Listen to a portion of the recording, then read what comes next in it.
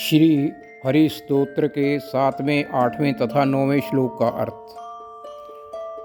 सुराली बलिष्ठं त्रिलोकी वरिष्ठं, सुराली बलिष्ठं त्रिलोकी वरिष्ठं, गुरूणां गरिष्ठं स्वरूपैकनिष्ठं, गुरूणां गरिष्ठं स्वरूपैकनिष्ठं, सदा युद्धधीरं महावीरवीरं, सदा युद्धधीरं महावीरवीरं, महाबोधितीरं भजेऽहं भजेऽहं, महाबोधितीरं भजेऽहं भजेऽहं।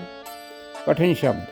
सुराली सभी देवों में, बलिष्ठम बलवान, त्रिलोकी तीनों लोकों में, वरिष्ठम सबसे बड़े, गुरुणाम सबसे भारियों में, गरिष्ठम सबसे भारी हैं, स्वरूपैक अपने स्वरूप में, निष्ठम मैंने स्थिर, सदा युद्ध धीरम हमेशा युद्ध में धैर्य रखने वाले, महावीर वीरम योद्धाओं में सबसे बड़े शूरवीर, महाबोधि महा जमा अम्बुधि जमा तीरम तीरम, ये महासमुद्र से किनारे लगाने वाले, तीरम मैंने किनारा, अम्बुधि मैंने समुद्र।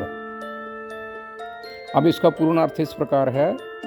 भगवान हरि सब देवताओं में बलवान हैं, तीनों लोकों में सबसे बड़े हैं, भारी वस्तुओं में सबसे भारी हैं, अपने स्वरूप में स्थिर रहते हैं, युद्ध में सदा धैर्य रखते हैं, योद्धाओं में सबसे बड़े शूरवीर हैं, जो कि इस संसार के महासागर को पार कराकर किनारे पहुंचा देते हैं।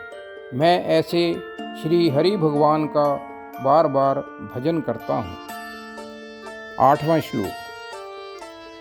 रमा वाम भागम तलानग्न नागम, रमा वाम भागम तलानग्न नागम, कृताधीन यागम गतारागरागम, कृताधीन यागम गताराम रागम, मुनेन्द्रै सुगीतं सुरै सम्परीतं, मुनीन्द्रै सुगीतं सुरै सम्परीतं, गुणौधैरतीतं भजेऽहं भजेऽहं, गुणौधौरतीतं भजेऽहं भजेऽहं।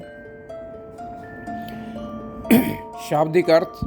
रमा लक्ष्मी, वाम भागम बाएं तरफ, तला मैंने नीचे, नग्न नागम नग्न शेषनाग, कृताधीन जो भक्ति पूजा आदि, यागम प्राप्त करना, गता से ऊपर, राग रागम संसार की मोह माया, मुनेन्द्रई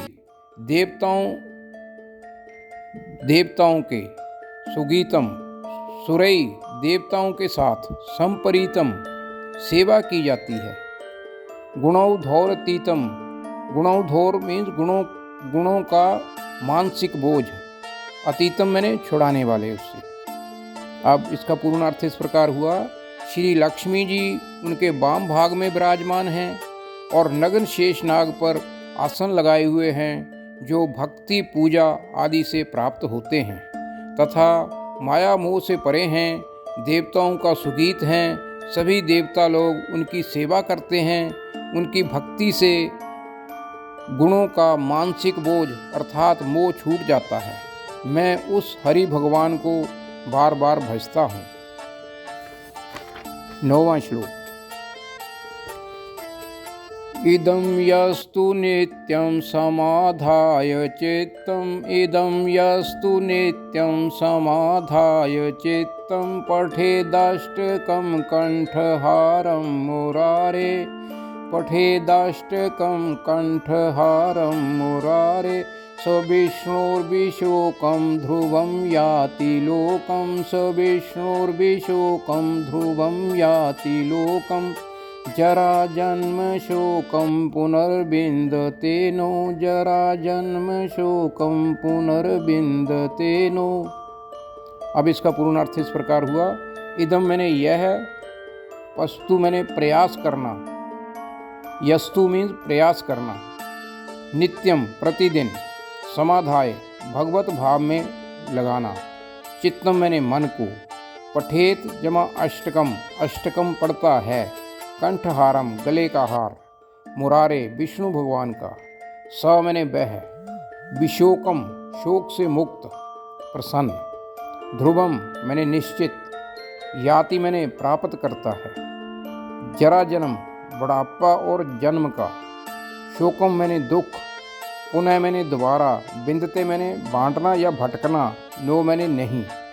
इसका पूर्ण अर्थ इस प्रकार हुआ, जो मनुष्य प्रयास करके नित्य मन को भगवत भाग में लगाकर इस अष्टपदी का पाठ करता है, जो कि श्री हरि भगवान के गले के हार के समान है, वह मनुष्य शोक से मुक्त होकर अवश्य ही विष्णु लोक को प्राप्त होता है तथा बुढ़ापे तथा जन्म के समय के दुखों से छूट जाता है और उसे भटकना नहीं पड़ता।